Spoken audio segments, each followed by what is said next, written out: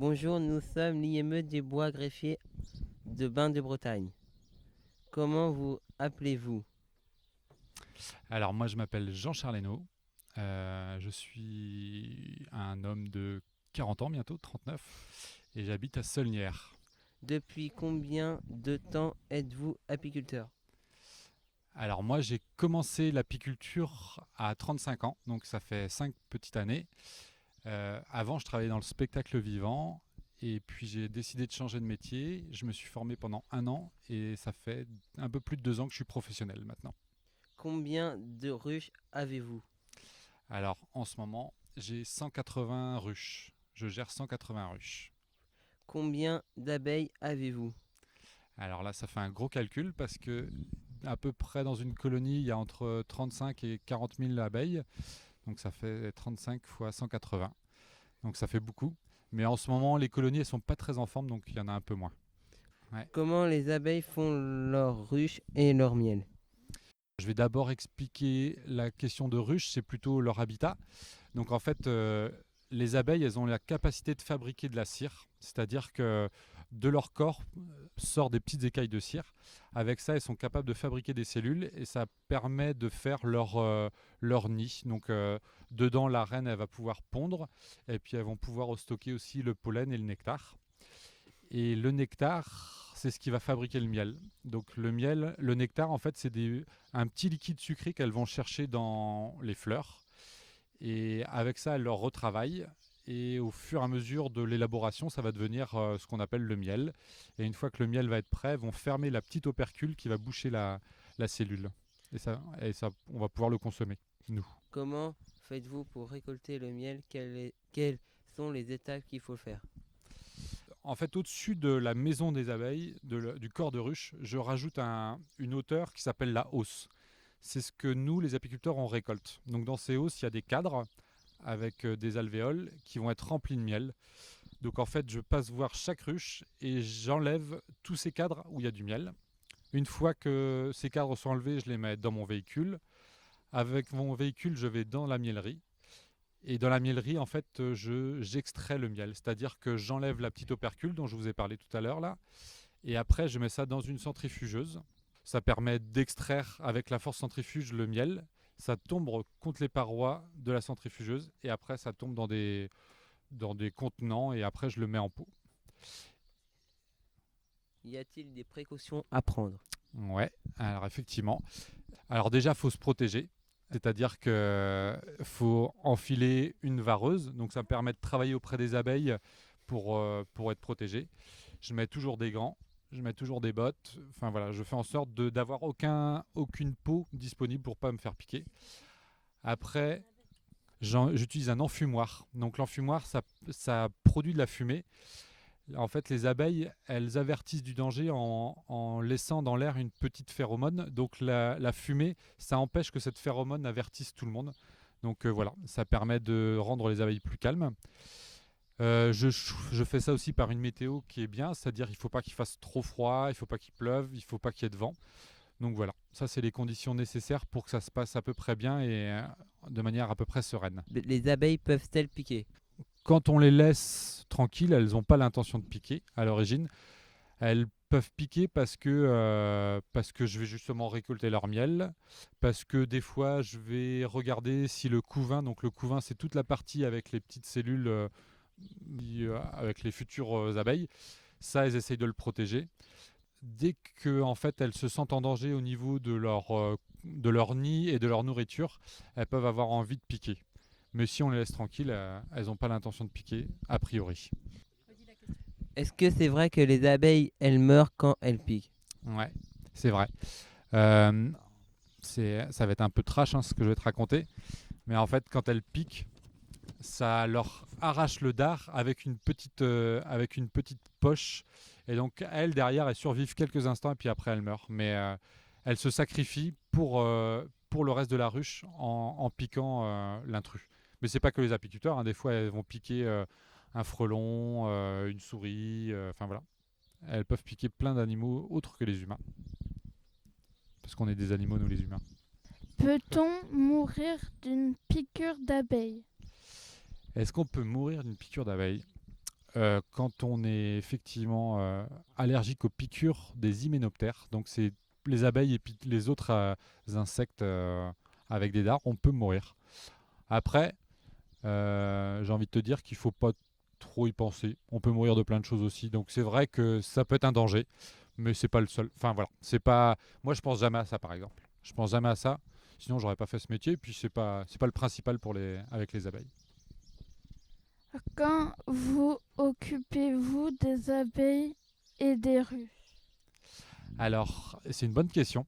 Moi j'ai deux périodes dans ma pratique. C'est-à-dire qu'entre le mois de mars et le mois d'octobre, je travaille à côté des abeilles. C'est-à-dire que je vais auprès des abeilles et je m'occupe d'elles et je prépare la récolte et je récolte et après je prépare à ce qu'elles hivernent. Et après, entre le mois d'octobre et le mois de mars, j'ai pas trop l'occasion d'être à côté des abeilles parce que enfin, moins je vais à côté d'elles, mieux c'est pour elles. Il faut qu'elles soient le plus au calme possible. Donc après, j'ai tous les travaux d'hiver. Tout à l'heure, si tu veux, on peut aller voir mon atelier. Je retape le matériel, je le prépare pour l'année d'après, je prépare le miel. Et puis moi, toute l'année aussi, je vends en direct le miel. C'est-à-dire que je vais sur les marchés tous les mardis et les mercredis pour ça. Quand est-ce que vous récoltez le miel? On récolte le miel sur deux périodes. Vous voyez ce que c'est le colza, les champs jaunes là? Ouais. Alors, ce miel-là, on est obligé de le récolter parce que sinon, après, il fige, il devient tout dur dans les alvéoles et après, on n'arrivera pas à l'extraire avec la force centrifuge. Donc, forcément, au mois de mai, entre fin avril et début mai, on est obligé d'extraire ce miel-là. Donc, ça fait une première récolte. Et puis après, il y a une deuxième récolte qui est autour de mi-juillet. On appelle un miel toute fleur, mais du coup, moi, je fais une particularité, c'est que j'essaye de faire des miels spécifiques. Donc, je fais du miel de châtaignier, de tilleul, de sarrasin, de trèfle, de bruyère. Et donc ça se déroule entre, on va dire, début juillet et fin août. Donc sur cette période-là, et du coup, je récolte le miel, la deuxième tournée de miel, on va dire. Comment traitez-vous le miel? Ce qu'il y a de génial avec le miel, c'est que en fait, on retouche pas du tout le miel. Le miel, c'est ce que les abeilles récoltent. Elles le retravaillent. Et une fois qu'elles le ferment dans l'opercule, on n'y retouche pas. Alors on fait des petites manipulations pour le mettre en pot, pour qu'il soit un peu plus crémeux ou un peu moins cristallisé, mais vraiment très peu. C'est quasiment brut comme produit en fait. C'est ça qui est génial. Pourquoi les abeilles sont en voie de disparition en danger? En danger. Moi j'ai envie de te poser la question, est-ce que tu pourrais me répondre toi, pourquoi elle serait en danger? Qu'est-ce qui te ferait te dire qu'elle serait en danger? Bah, les fleurs. Alors il y a un peu tout ça. En fait, on va donner trois choses. Il y a le manque de fleurs. C'est sûr qu'avant, la nature, elle proposait plein de fleurs différentes. Alors maintenant, il peut y avoir des fleurs. Par exemple, les champs de colza, ils sont tout jaunes et on se dit c'est super pour les abeilles. Mais je vais faire une analogie, une comparaison. C'est comme si les abeilles elles mangeaient un steak frites tous les jours, quoi. Steak frites matin, steak frites le midi, steak frites le soir. C'est super, c'est nourrissant. Mais au bout d'un mois et demi, c'est pas équilibrant, quoi. C'est pareil pour les abeilles. Si elles mangent toujours la même fleur tout le temps, c'est pas équilibrant. On va dire qu'avant, il y avait plein de fleurs différentes. Donc elles avaient une alimentation variée. Donc ça, il y a le problème de la présence des fleurs. Il y a le problème des produits chimiques qu'on utilise, nous et l'agriculture. Donc du coup, ça les intoxique. Les abeilles, elles sont ultra sensibles. Donc du coup, elles souffrent de ça.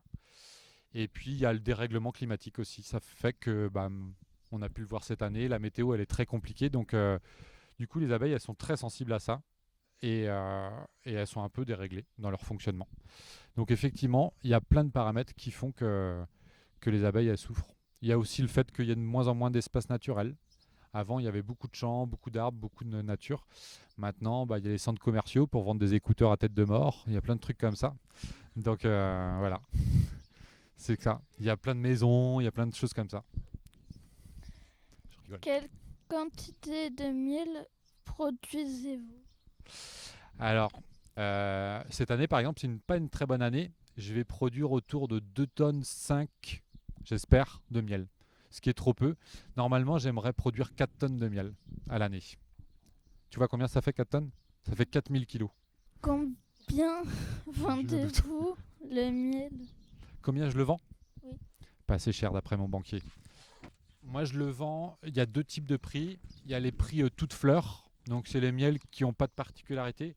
Donc, je dis qu'ils sont aux alentours de 12 euros le kilo. Et les miels monofloraux qui ont un type un peu précis.